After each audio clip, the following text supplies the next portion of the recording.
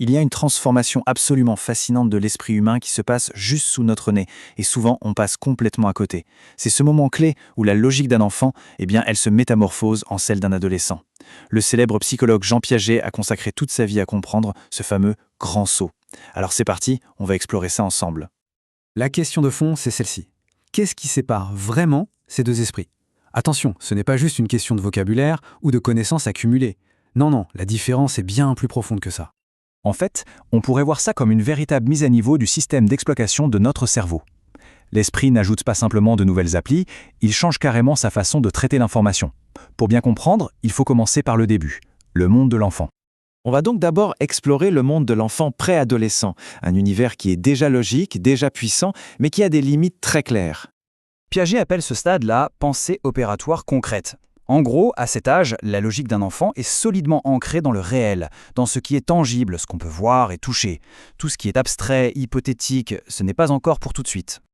Pour observer ça en direct, Piaget a mis au point une expérience super ingénieuse, avec une sorte de billard miniature.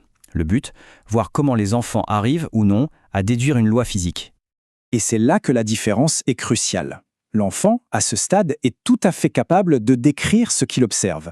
Si je fais A, alors il se passe B.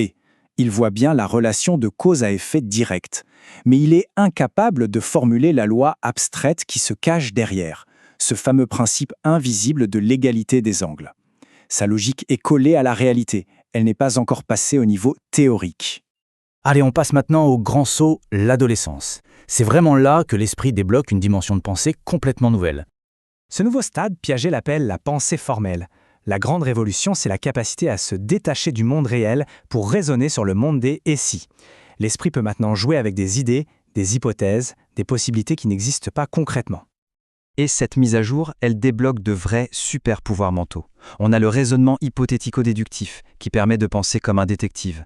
La pensée combinatoire, pour envisager méthodiquement toutes les options.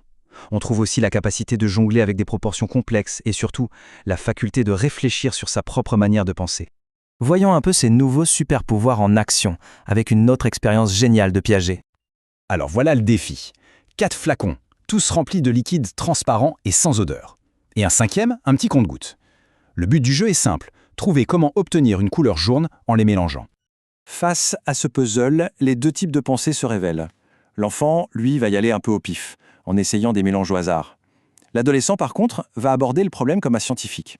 Son objectif, ce n'est pas juste de trouver la bonne réponse, c'est de comprendre tout le système. Son approche est donc systématique. Il va tester toutes les paires possibles, une par une, méticuleusement, pour être sûr de n'oublier aucune possibilité. C'est l'essence même de ce qu'on appelle la pensée combinatoire. Et c'est ça le point crucial. L'adolescent ne s'arrête pas une fois qu'il a trouvé la bonne combinaison. Pour lui, découvrir que 1 + 3 + G donne du jaune, ce n'est que le début.